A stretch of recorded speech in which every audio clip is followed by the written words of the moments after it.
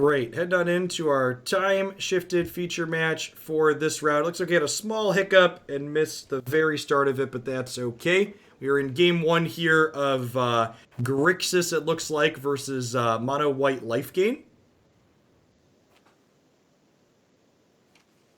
Looks like we're coming in right as our Grixis player is being a little bit greedy with their ritual of soot here.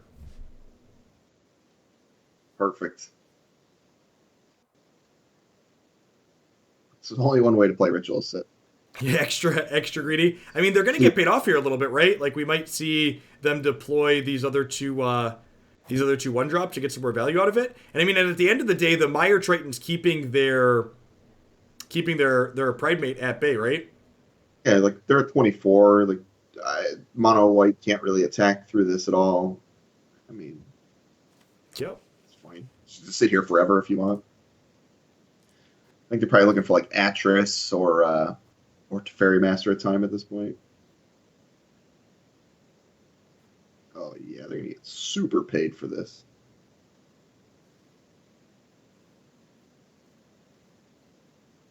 All right, well.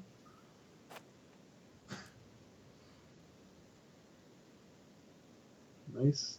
They get they attack here. They get to go trade with the Pride Mate and the Ranger. This gives them enough life to activate these, but then they're going to get to Ritualist it here. Yeah, like who cares? Yep. It's like, all right, you're at 28. Have some tokens that also die to Ritual set. The Tritons just fueled up the Cruxa as well. Like, yep. Yeah, and our mono white player is about to be what? Stop it. All right. I was like, there's no way we feel like we need more, right? I'm so confused. And you really want to get them. It's like, what is going on? Jeez. Yeah. We need to empty their hand out here too with Croxa. Take your planes. Take your other planes. Just go full scorched earth on them. Yep. Look at the cards they played this game. That's rough.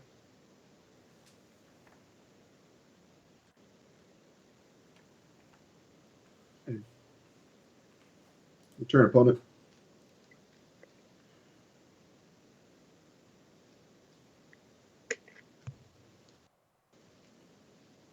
Put another plates. So we just enter the God Eternals here just to make a 4/4. Good. Enter the God Eternals, solid synergy with your own Croxes. You get to fill your graveyard up, which is nice. Stupid. And even if Crox is getting chump blocked by these tokens, it's still dealing 3 every turn with its trigger, which is nice. And the 4/4 will also start getting beaten down. Yep. I'm trying to look at... Go ahead. The really key life total to keep the life gain deck under is that 35 number, so that way the Ajani Planeswalker can't come down and exile your Croxa. Yeah, for sure. I was just looking through to see if they have any other win cons, and they have Nicol Bolas, Dragon God, Teferi Master of Time, and then they have Angrath, the Flame Chained, actually in this deck as well. Angrath's an interesting one. I would wonder if that card is actually still better. The new 5-mana Chandra out of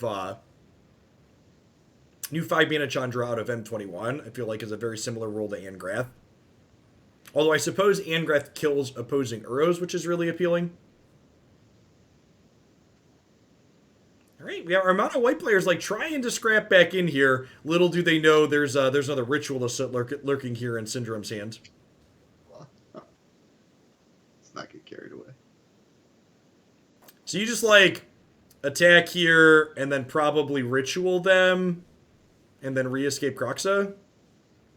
Is that it? I don't even know if that's worthwhile. I guess the Pride Babe's threatening to get pretty big here pretty quickly. It's basically gaining 2 per turn. I mean, if they're not going to block, I'd probably just Ritual them off. Yeah, I think so. Either way, I mean... You get another Uro trigger out of it too.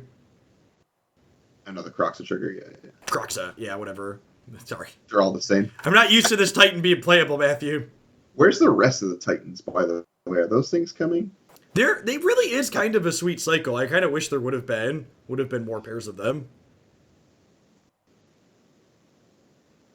So does our Grixis player here have any cards that utilize the graveyard that they need to worry about when they're escaping stuff? So Kroxa, Ravager, 4-mana Bolas technically does things out of the bin. Looks like that's about it. Kind of, yeah. So wondering if they want to prioritize leaving particular card types in the bin. Looks like just creatures for 4-mana Bolas. Yeah.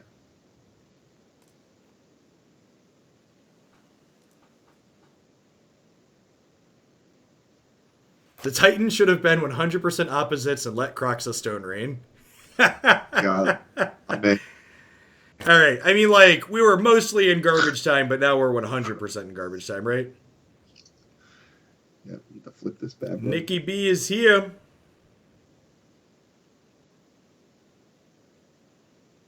Man, that card was so sweet and just like never like got its time to shine, really. Why you always just a meme, Grixis? Why you always just a meme? Nice comparison. Good on turn 50. Not bad. Okay, heading to sideboarding here. Ooh, we got a big boy Massacre Worm in the sideboard. Got some Noxious Grasps. Yeah, there's a lot of stuff going on over here on the Grixis end. Libation's like okay, but there's like these Noxious Grasps that are great. Again, you mentioned Massacre Worm. I mean, yeah, I think you have to board in Libations if you're on the Grixis side because you can't beat. Wow, we're not. Heliod plus Castle is really hard to beat in a lot of situations. well, like it's not even just that. It's that too, but there's like Baffling Ends and Conclave Tribunals and all this crap. Like you want to be able to take those Sure, yeah. I mean, it's tough to say how much actual removal the Soul Sister deck is going to bring in, though, because, like, the Soul Sister deck is definitely the beatdown in this matchup, so they don't want to get caught up with too much interaction in their hand and try to be playing from behind. It's true. Yeah, it's true. Farika's Libation is definitely a sweet split card. And again, like a lot of cards in Magic are moving to that. They have split modes. The modal cards, I mean, just so good. I mean, that's something we've actually talked about on stream. The balance of recent standard formats has been a hot topic among a lot of content producers. And I actually think more modal cards like Libation are what we really need to kind of bring Magic back to a good spot. Like cards that are slightly weaker effects but give you more choices of what they do, I feel like would really make the game a better place. Yep. Or more Libations, more Izzet Charms, less Arrows. That's a great hand for the mono white deck. It's good hands on both sides, assuming you can draw lands as the Grixis player. And you're on the draw. I keep this hand and miss my third land drop in every game if I'm the Grixis player. You know me. There's no way I keep this hand. You got Massacre Worm and Angrath. Like, come on, dude. And Teferi on 2 lands. Get out of here. God bless. God bless us, everyone. Maybe we'll have a little justice. Great. And again, like mono white player hand looks great. Yep, good aggressive start here. We have a triple 1-drop start for our white aggro players, so they're going to get to go ahead and flip the Legion's Landing here potentially. God bless America. Now they got to decide: do they want to Agonizing Remorse or Noxious Grasp here? There's just no way I let this Legion's Landing flip. We're about to get buried. Yeah, I think even if we hit the lands, the Grixis player, this Legion's Land is going to put us in the ground. Yep. At this point, they're probably just hoping to rip off lands every turn for the rest of the game. Yeah. If you're the Grixis player, you don't want to see another spell until you can cast Massacre Worm. Yeah.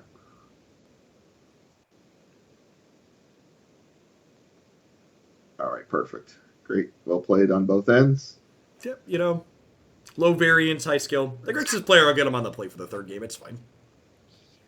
The good news... Oh, never mind. I was going to say, they get to carry that over for 2 spell mana for next turn, but I guess not.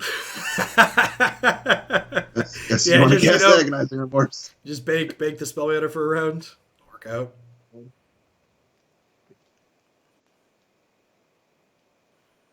And again, we see here, I talked about during sideboarding Castle being a challenge for the Grixis deck, and like Adanto first port is just like better Castle, right? Yeah, it's very good. Super strong card. I've died to that card many times. Yep. Third land doesn't let you cast your 3-drop because you're missing Perfect. double black. Peak Grixis things here on the bottom of our screen. Great. Listen, our opponents no stranger to Grixis. I would assume they know what they're signing up for. Do it. So we got a 2-turn clock on the top here. Yep. Grixis Triumph. Still won't help. I've got my finger on the. It's so close to being good.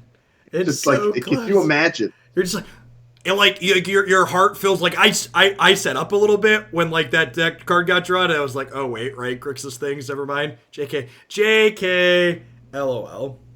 What a beating. All right. Oh, they didn't have libations even in. Okay. Yeah, I would cut the Angrass rampages. I think libation's much better than that. Rampage is like Agonizing Remorse is also kind of trimmable because you just want more cards that play to the board. I think Angrass Rampage is the worst of the worst. I'd probably strip a remorse. At least. Interesting on the mono white side, we don't have all of the copies of Ranger of Eosin, which I think is a bit of a miss. I think you want those things that generate card advantage here. Yeah, you need to buy back. Yeah, because Yeah, we see our mono white player boarding in a Giant Killer, which I think is a good one. That's a card that's it can be a mediocre threat, but also kills Nicol Bolas and Croxa, which is something you're interested in doing.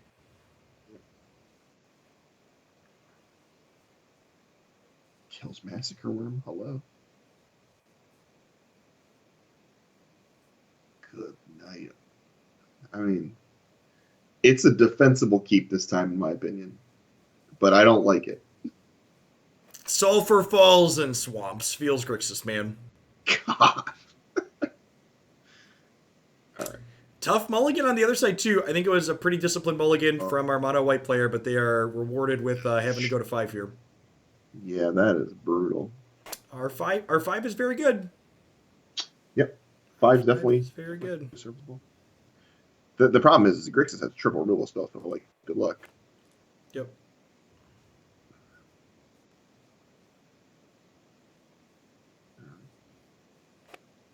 Luris, man. That's a card. Ugh.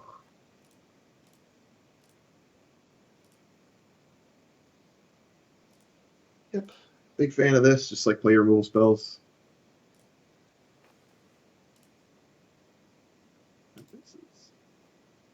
Huh. Uh-oh. I'm going to go ahead and looks like our round is completely done. So I'm going to go ahead and crank us our play rate up here a little bit so we can get through our time shifted feature and get into the next round of the tournament. Okay. It's looking a little bit rough for Grixis. I mentioned they had triple removal spell, but okay, I mean, the land's very good here. Atris is a fantastic pickup. It lets them add to the board as well as generate a little bit of card advantage, which is everything they want to be doing.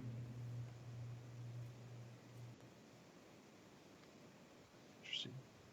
Now you're probably supposed to get this Legion's Landing out.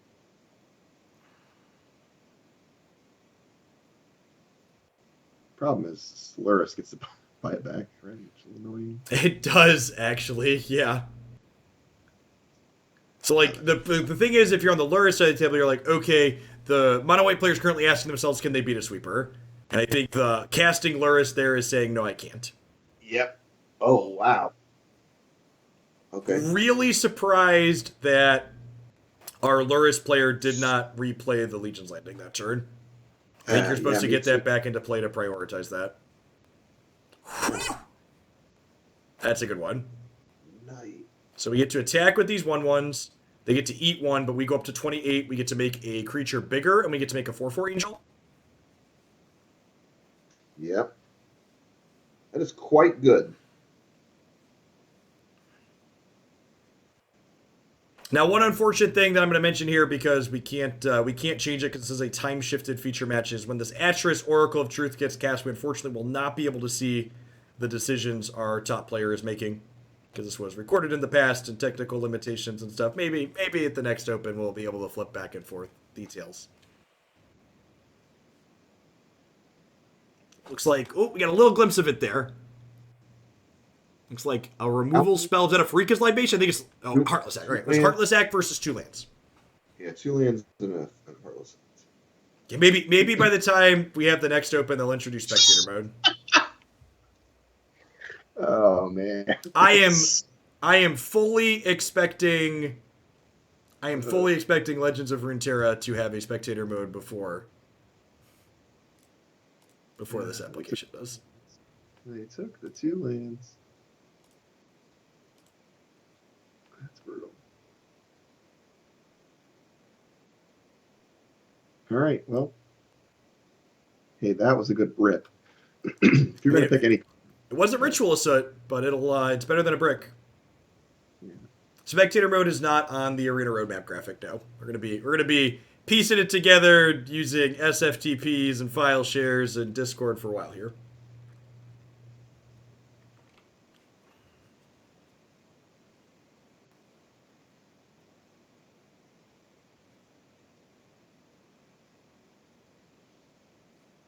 That's a good one.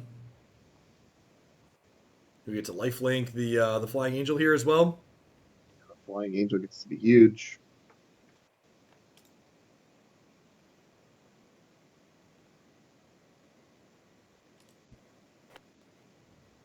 Survey says Ritual 1-time dealer. That'll do. Looks like Mono White's going to go ahead and take this one over our Grixis player here. Okay. And with perfect timing in our little to no downtime tournament, it looks like our 20 players have been paired for our 6th round here. So thanks everybody for hanging out. Don't go anywhere. We're going to be rolling bang, bang, bang right into some more Magic here. Thanks for hanging out today, everyone.